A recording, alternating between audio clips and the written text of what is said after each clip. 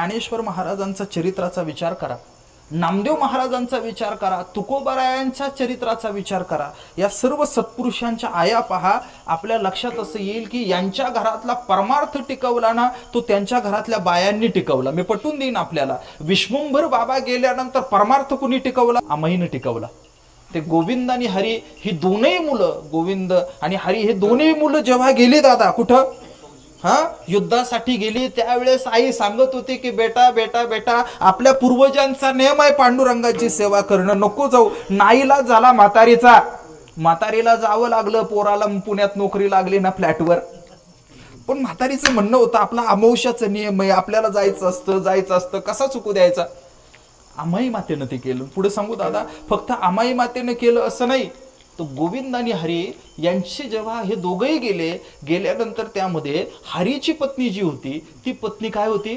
ती गरोदर होती. मी आपल्याला बोलू, दारिद्र्य वाट्याला आलं तरी सुद्धा पंढरपूरच्या देवाची सेवा सोडली नाही. ते कुठपर्यंत झालं तर ते तुकोबारायांच्या पत्नीपर्यंत झालं. आणि पुढचं सांगतो काय? तुकोबारायांच्या पोटी एक महान सत्पुरुष जन्माला आले. त्या सत्पुरुषाचं वर्णन निळोबाराय महाराज करतात. ते म्हणतात, सकळ वैष्णवा वाटे जीव प्राण तो हा नारायण देहूकर.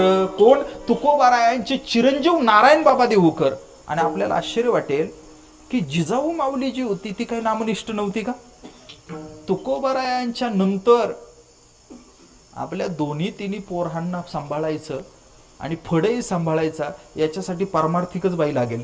हे काही कुणाचंही काम नाही. जर समजा कीर्तनकाराला पारमार्थिक बाई जर मिळाली नाही तर पुण्याची गणना कोण करे? काय बोलावं आता याच्यावर? मी सांगू, परमार्थ टिकवायला बाहेर फिरणारे आपण सगळी लोक आहे. मी सांगू, तुमचा माझा परमार्थ जो उभा आहे ना, त्या घरातल्या ग्रहलक्ष्मीवर उभा आहे. ऐकताय ना तुम्ही माझं? ऐकताय ना? आपली पोरं आपल्या विरोधात फक्त आपली बायको जाऊ देत नाही, ती सांगते की तुझा बाप चांगलं काम करतोय. मुद्दा काय माहितीये? घरामध्ये तुमचा माझा परमार्थ जो उभा असतो ना, तुम्ही माना अथवा नका मानू, मी कृतज्ञ माणूस आहे. आपल्या आईच्या पुण्यावर आणि आपल्या पत्नीच्या सहकार्यावर उभा असतो, ही वस्तुस्थिती आहे.